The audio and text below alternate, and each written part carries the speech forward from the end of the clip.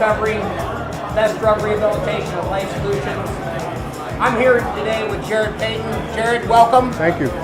Jarrett and I have been talking a little bit about addiction in the youth, and of course, addiction in the NFL. Yeah. Now, the most important thing right now is we have big names like Aldon Smith, just going, he's one of the greatest players that there is. Yeah. You know, besides your father being a great player, you also. What's your thoughts on that? You know, I think it's a tough deal right now, especially in the way that the NFL is going with how big and fast guys are actually getting. People talk about how they can change the game with all this the equipment, but the one thing that we can't change is the speed of these guys. So people are getting hit, getting knocked into, and so guys are having to cope with this some way, whether it's with pain pills, whether it's with alcohol, and guys are trying to figure a way to cope with it because they have to be on the field. They want to be on the field, and it's a problem. And so not only just a problem with the guys that are playing in the NFL, but also in the youth.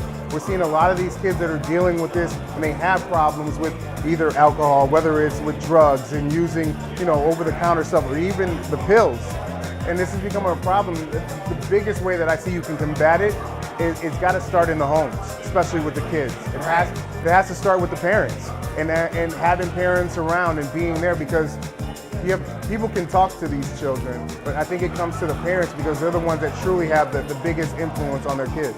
Parents are the real opinion leaders. Yeah. If I look at anybody in my life, I look at my dad, and I wanted to be like my dad. Yeah. My dad was great businessman, excelled in business. I wanted to be like him.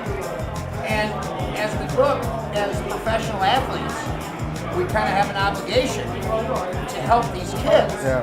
Now we're talking about, with some of the other guys, Herman Moore and some of the other guys, about doing an addiction 101, and we talk about play it again, play 60. Yeah. We talk about prevention, because when we get out of high school, we go to college, and what happens to pressure when you're in college? You don't have your parents there with you, and you have to be able to rely on what you learned from being, in high school, because now no one's telling you to do your homework. No one's telling you, oh, that could be bad for you. These are decisions that you have to make. And so I think having those role models, having your parents along to kind of push you, once you get to that point, to help you make those decisions once you get to that level, because there's so much stuff out there now.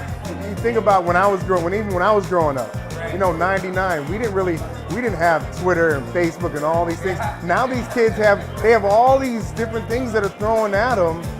How do you deal with them? It's got to stop from the top and then work its way down, like any other job, any other business. So the guys that are in the professional ranks right now, these kids are seeing those guys. They are the role models. They're not going to make all the right decisions, but they have to understand that there's the kids that are looking up to them.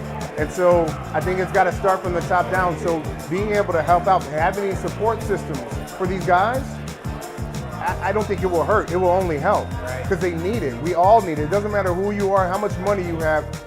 Support systems are needed in every form of fashion. Yeah. We'll do that for the kids. And the kids too. And the kids is where it's at, man. Thank you. Thank you. Thank you. Jarrett Payton.